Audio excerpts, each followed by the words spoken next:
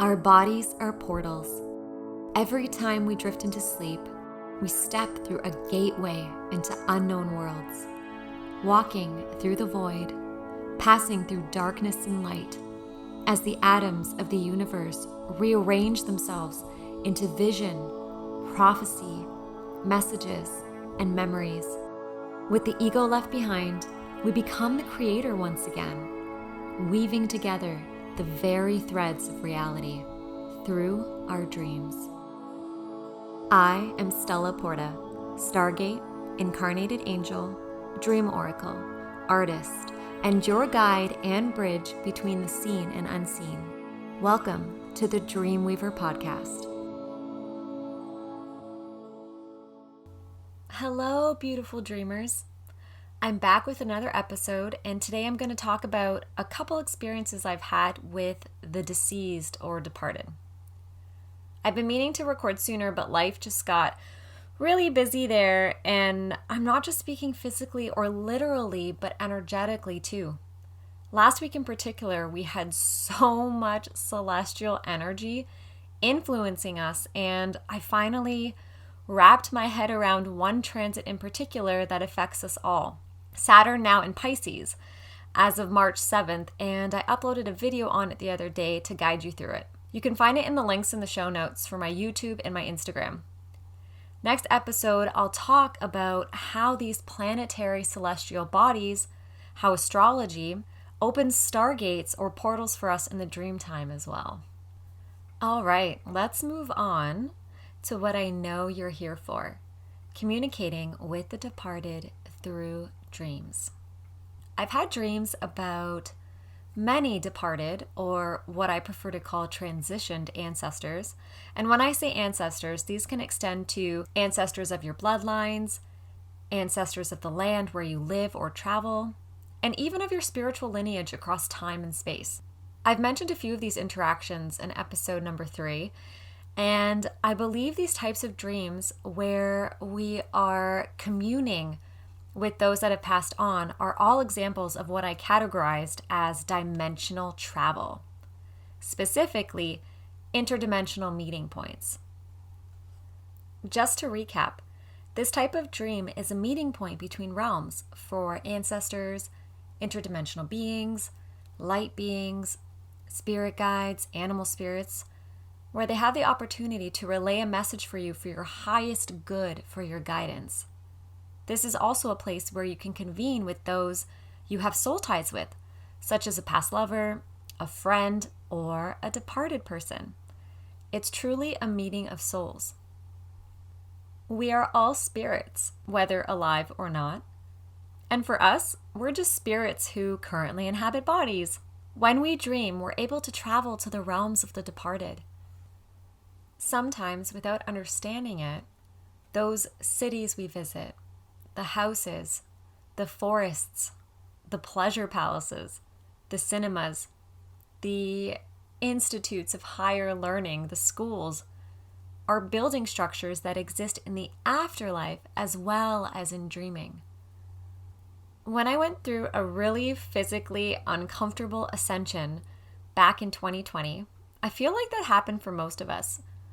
And let me tell you that my symptoms were not at all glamorous like they are hyped up to be. My body physically went through a type of death. This is when I really began to journal what was happening in my waking life and in my dreaming life. There are entries where I thought I was dying. My crown chakra felt as if it was set ablaze. My third eye felt like flames were burning into it. My throat had an insane amount of pressure. And I experienced vertigo for the first time that I physically felt the world spinning. This is another story for another episode, but what I am getting to with this is that I wanted so badly to understand what was happening to me that I was searching obsessively for answers. That was when I took my first psychic course, a 9-week course, I believe it was a 9-week course, led by Brie Melanson. The third module was mediumship, and a medium is someone who is able to connect with people who have crossed over beyond the physical plane. And at that point in time, with all the experiences I was having at nighttime with spirits and shadows, I was a little scared of the dead. So in this class, we were taught to set up boundaries with the departed by setting up a mental door for them if they wanted to come through. I set mine up in the back right corner of my mind, and I wanted them to knock so that I remained in control of who accessed my energy in my space. I did the meditation from the module to connect with a departed person during the day, and nothing spectacular happened. It didn't seem like it worked. But that night I went to sleep, and not too long later, as I was dreaming, or perhaps in what I call the in-between, which is the liminal space between sleep and awake. Maybe this happened then. I honestly can't remember. It was so long ago. But I do remember, and I wrote it down in my journal, I heard a very audible knock inside my mind from the back right corner. It woke me up for a second, and I looked around the room completely freaked out. My husband was still sound asleep beside me. And then I started drifting back into sleep, and of course, I heard the loud knock again. I was so scared I never did the meditation again. But I now know that I wasn't ready at that point in time. So be gentle with yourself if this sounds like you. Case in point, dreams are doorways that the departed can more easily communicate through. There was one dream in particular that I had back in, let me check my Book of Mirrors, which is my dream journal. Back in September 5th, 2022. I knew I was dreaming within the dream. My husband's grandfather is there, and I'm aware that he is deceased, and know that this is a mediumship experience. I ask him if he wants me to pass on a message to my husband or my husband's father. He replies, no, I can do that myself. I ask him where my husband's grandmother is, who transitioned the year before him, and he says, I haven't seen her. While this may not seem full of information, there was a lot that I took away from this dream when I woke up, and had many intuitive downloads channel through me right after. It's interesting to note that my husband's grandfather only spoke Portuguese in his earth life, which is why I love communication in the dream realms, because we're not limited to one language. Energy is language, and we are speaking energy. If you try and pay attention within your dreams, you might even notice that no one actually opens their mouths to speak. It's all done telepathically. Oh, and I have to share a movie we just watched last night that touches on this so well. We learned about this movie from Greg Braden when we were watching his show Missing Links, and it was an incredible movie. It's called The Arrival. And I won't go any further with that, but Google it and let me know what you think. Okay, so what did this dream show me? I now believe that we have a misconception or this perception or belief that all loved ones are just waiting around for us on the other side. Unless there is a soul connection with this person, I don't believe we've had previous lifetimes with every single person in our life, family, friend, or otherwise, which is why many of our star families don't actually live in close proximity. I have soul sisters who are thousands of miles and countries away, but our paths were destined to cross at some point in our journeys. With our departed loved ones, unless they signed on to be a specific guide for us, we have to remember that these are individual souls, same as us, who are traversing the galaxies for experiences and growth. Once again, it doesn't all revolve around us. These people may have been connected to us in some way on Earth, such as a sister, a father, a mother, an aunt, a friend, etc. But they were also souls having a human experience, exactly like we are now. And when they pass on, they have their own soul's dreams to follow, instead of sitting around watching us live ours. I think there's a window open that allows us to communicate with them before they take off on their next cosmic adventure. But how that space of time is measured is literally beyond me. And I don't claim to know how long their spirit hangs around in this realm for. But I also acknowledge that these souls, unless they have a soul contract with you to wait it out, are not sitting around waiting for us, watching us, even guiding us until our journey here ends too. There is no time for a soul. It doesn't really exist the way we measure it here on Earth, and it's not a linear time. Our planetary time is different than universal time or quantum time.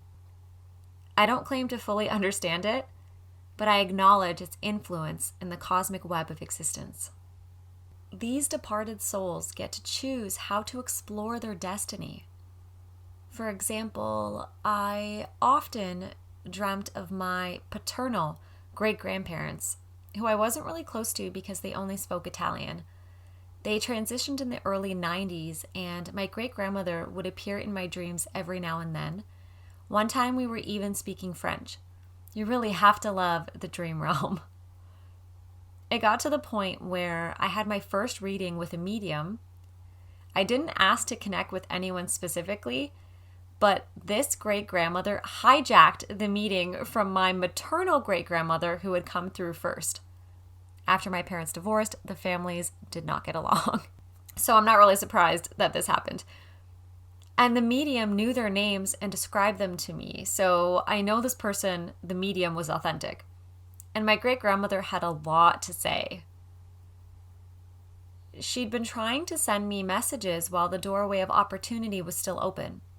One of the last dreams I had with her was her and my great-grandfather reincarnating again as babies.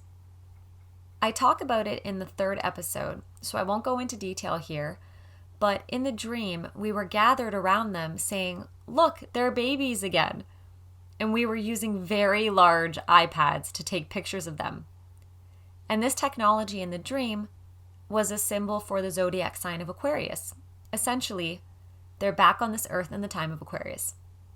I wouldn't be surprised. Well, actually, I believe that the knock I described earlier from that dream was most likely her, because that's when she was showing up so much in my life, in my readings with other people, in my dreams. She was clearly very adamant in getting my attention while she still could, while the door was still open between the worlds. Let's take a look at some reasons why the dead come a-knockin', and these are in no particular order. Number 1 is the common one you see in movies. There's unfinished business. Number 2, they have a concern for what's happened to their bodies, or they don't even know they're dead. Number 3, they are looking for or want to extend forgiveness. Number 4, the dead want to pass on a message through us, like I mentioned earlier with mediumship. And we all have this psychic sense. Some are just more tuned in than others. That's why it's extremely helpful to believe in your dreams as gateways into other worlds, because you can access your psychic senses while you sleep. One of my teachers said, "There are far more people on the other side of death who want to reach the living than there are living people who can receive them." And he's right. Many are looking for open channels of communication. Number 5, they bring a warning or health advisory, sort of like a tip-off that you are developing a certain symptom and need to get something checked out. Number 6, they come to announce their death. They come to tell us that they've died or about to die.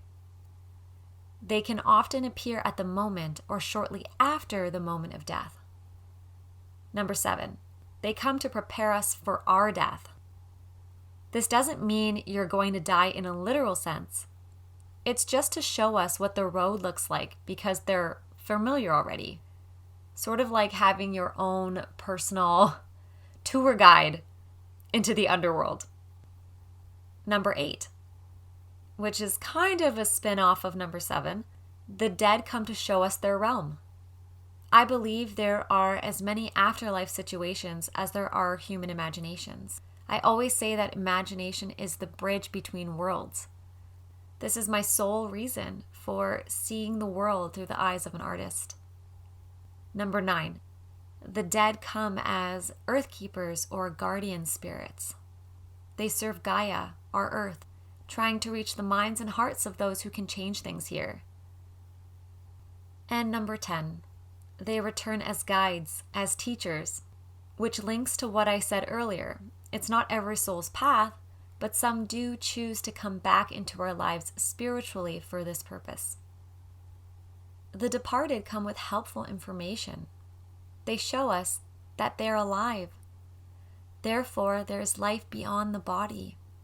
Life doesn't end when you leave your physical body. Death is a very lively subject, often considered taboo. But it is part of our existence here, and instead of fearing it, we should embrace how precious this physical existence truly is, and how magnificent it is that we get to continue traveling even without our bodies. I know many of us who identify as starseeds, light workers, angels, find it hard to live in such a polarizing density. I've heard many people say, "Why did I choose to come here? What was I thinking? I am so ready to go home now." And honestly, I'm guilty of this myself at times. But I'm willing to bet that the 99% of us that have said this or felt this way, if we were about to die, we would want a little more time here. Because with the chaos comes the beauty. With the separation comes the unity. With the darkness comes the light. But isn't it beautiful that at the end of it all, we are all one source, fractaled out to have these unique individual experiences? If you've had an experience with someone who has departed or transitioned, whether in a dream or your waking life, share your story through the voice message link in the show notes of the episode. I would love to hear it and be a witness to your experience. I know this episode was a short one, but remember that with this entire podcast series, I'm not just going to speak about one aspect of dreaming only once. These types of topics and experiences are going to come up, I'm sure, again and again. And I'm just going to share them with you as they come up. So if you wanted a lot more on mediumship and dreaming, don't worry. There will be more coming. It doesn't end here. The doors are open. The gateways are open. We are just allowing the information to flow through whenever it chooses to do so. Until next time, may your doors and gates and paths between the worlds stay open. But may the doors and gates and paths of any who wish to do you or those you love any harm remain closed. And so it is.